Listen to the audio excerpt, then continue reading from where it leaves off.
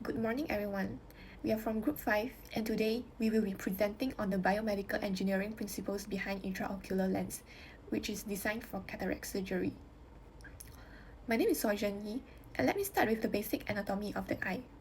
Firstly, the anterior eye contains a cornea, iris, ciliary body, and crystalline lens.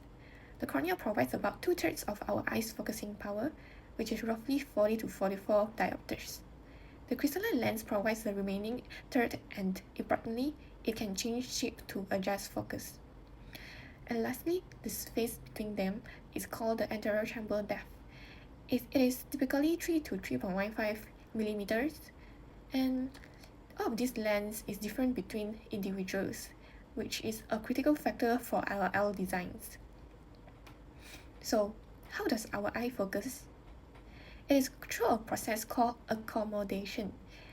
So when we are viewing distant objects, the ciliary muscles will relax, and it will pull the lens flat through the tension on the protein fibers called zonules. While for near objects, the muscle contract, which releasing this tension. This elastic lens then become rounder and thicker, and it will increase the focusing power so that we can see close object clearly. So all these actions happens automatically in our healthy eyes. Well, unfortunately, this system degrades over time due to cataracts. The gradual clouding of the lens is called cataracts. At the microscopic level, the structural proteins called crystallines clump together with age, disrupting the lens structure and scattering light. So this prevents sharp images from forming on the retina. For example, patients experience reduced visual sharpness, poor contrast, and impaired color perceptions. The lens of the patients also will harden, which cause complete loss of accommodation's ability. And this is where surgical interventions become necessary. Well, current treatment involves replacing the clouded lens with an artificial intraocular lens, or LOL. However, traditional monofocal IOLs only fix distance vision at one focal point. Patients lose all accommodation's ability and become completely dependent on reading glasses for near tasks. So beyond this, we will be implanting artificial devices presents major engineering challenge.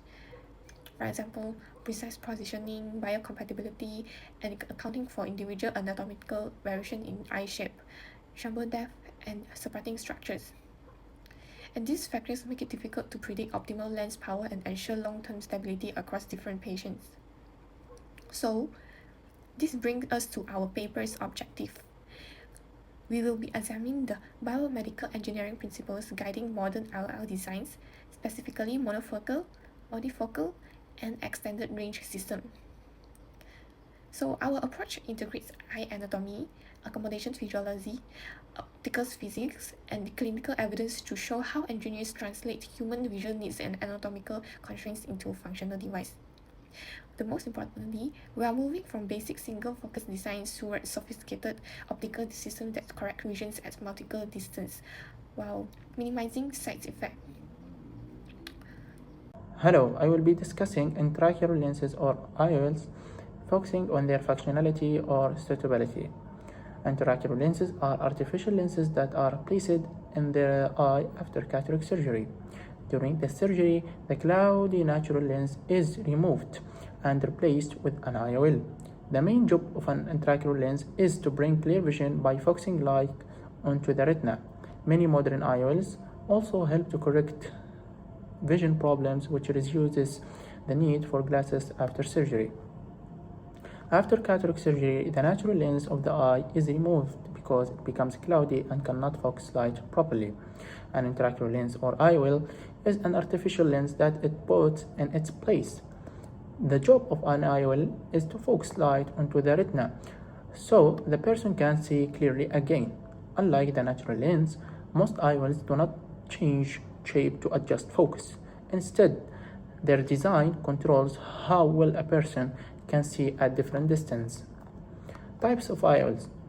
There are different types of intraocular lens based on how they focus light. Monofocal IOLs give clear vision at one main distance, usually far vision. Multifocal IOLs help people see both near and far, but they may cause glare. around the lights. Toric IOLs are also used to fix astigmatism, which happens when the front of the eye is not perfectly around. Extended focus lenses give a smoother range of vision and work well even if the lens is not perfectly centered. Materials and design. The material of an intraocular lens is very important for how well it works.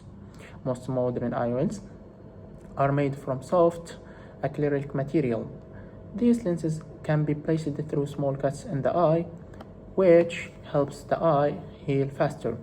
The lens materials also affect vision quality, comfort, and how long the lens stays stable inside the eye.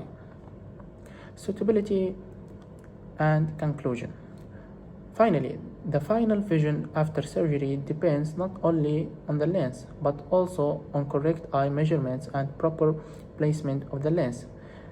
If the lens moves or sits, vision quality can be reduced. When the right IOL is chosen and placed correctly, patients can enjoy clear and stable vision for many years. In conclusion, intraocular lenses are important medical technology. So now let's move on to the medical approach and innovation of intraocular lens. So for the medical needs for a lens, there is like a difference in accessibility.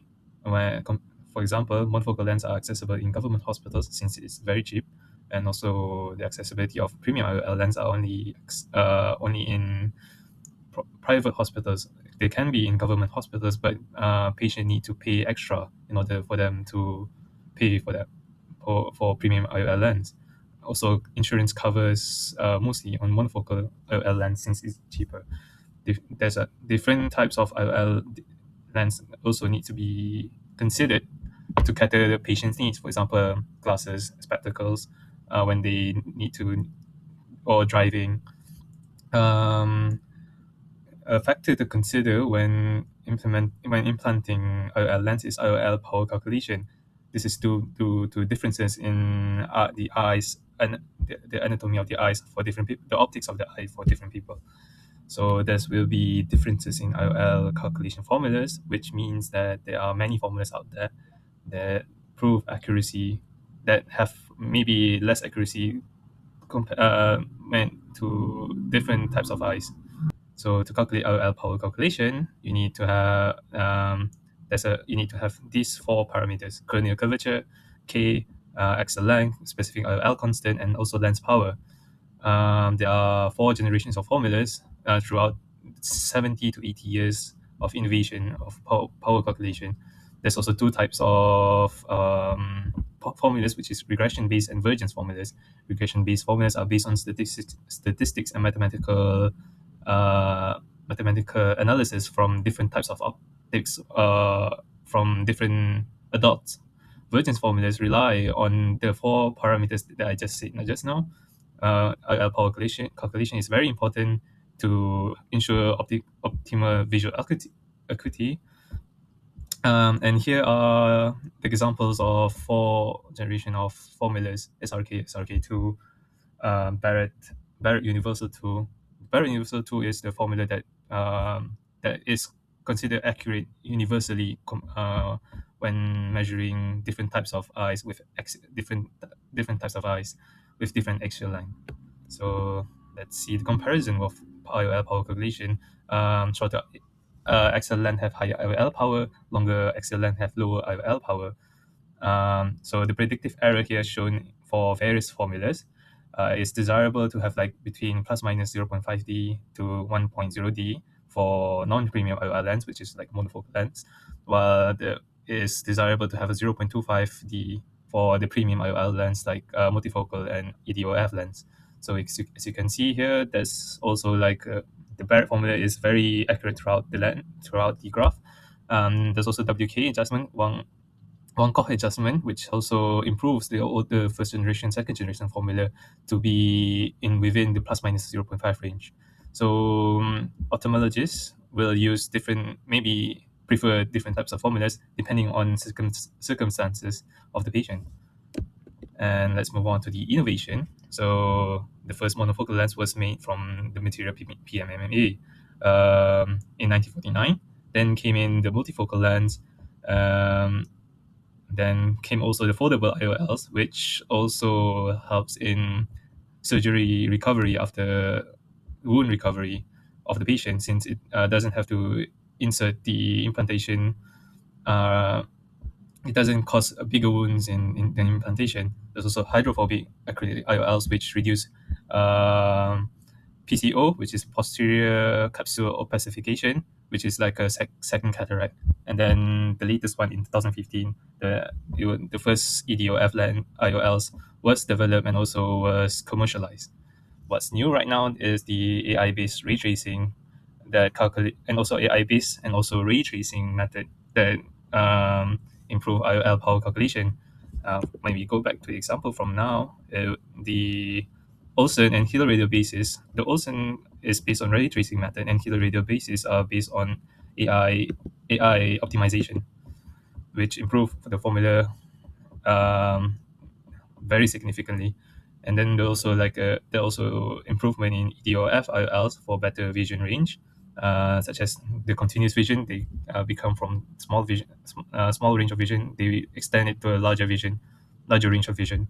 And then there's a accommodating lens, which mimic the natural lens of our eye, and also the integration of the optical biometry and keratometry, which also improve the IOL power calculation accuracy as they integrate the parameters together to form to have like a better efficiency in calculation. And that's all from my part. This section focuses on the limitations of current intraocular lens designs and the corresponding improvements. Although IOL technology has advanced significantly, anatomically variations among patients still pose challenges. Here, I will discuss this issue from three main perspectives: corneal curvature, axial lens, and refractive prediction, and future personalized IOL design. One major limitation is the variation in corneal curvature between individuals. Traditional IOLs usually have a spherical optical design, which can introduce higher order aberrations and reduce image quality. According to 2016 clinical survey, around 43% of cataract surgeries are planned with a monovision target, indicating that visual needs differ significantly among patients. To address this issue, aspheric IOLs were developed. Compared with spherical IOLs, aspheric design better match the optical properties of the natural human lens, reducing aberrations and improving overall visual quality. Secondly, axial lens plays a critical role in refractive predictability. Most IOL power calculation formula are based on simplified eye model and empirical prediction of effective lens position. In eyes with very short or very long axial lenses, these models are less accurate, leading to refractive surprise after surgery. Recent advances in calculation models aim to improve prediction accuracy and assist surgeons in achieving better refractive outcomes. Another important improvement direction is IOL material development and personalization. Modern hyperpolymer materials have been designed to enhance biocompatibility, reduce surgical incision size, and lower the risk of postoperative complications, such as posterior capsular ossification. Furthermore, patient-specific IOL design that consider individual corneal curvature and axial lens show greater potentials in improving visual outcomes. In conclusion, although current IOL designs still have limitations, these challenges drive continuous innovation. The future of IOL development lies in the more accurate optical modeling, advanced materials, and personalized designs. Overall, biomedical engineering play a key role in improving IOL performance and post-operative visual quality. To wrap up our presentation, let's look at the conclusion of our study on intraocular lenses.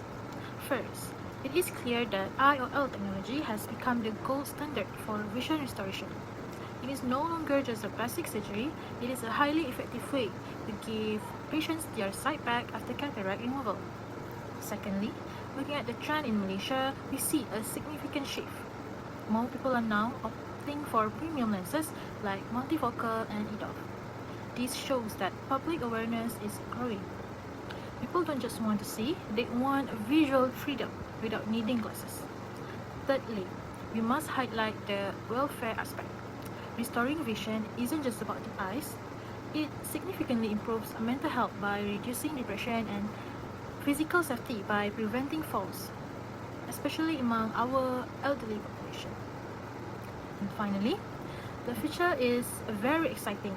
We are moving towards AI-driven calculations and new hybrid materials. These innovations in biomedical engineering will ensure that every lens are perfectly customized for each patient's unique anatomy. And yeah, that concludes our presentation. Thank you so much for your attention.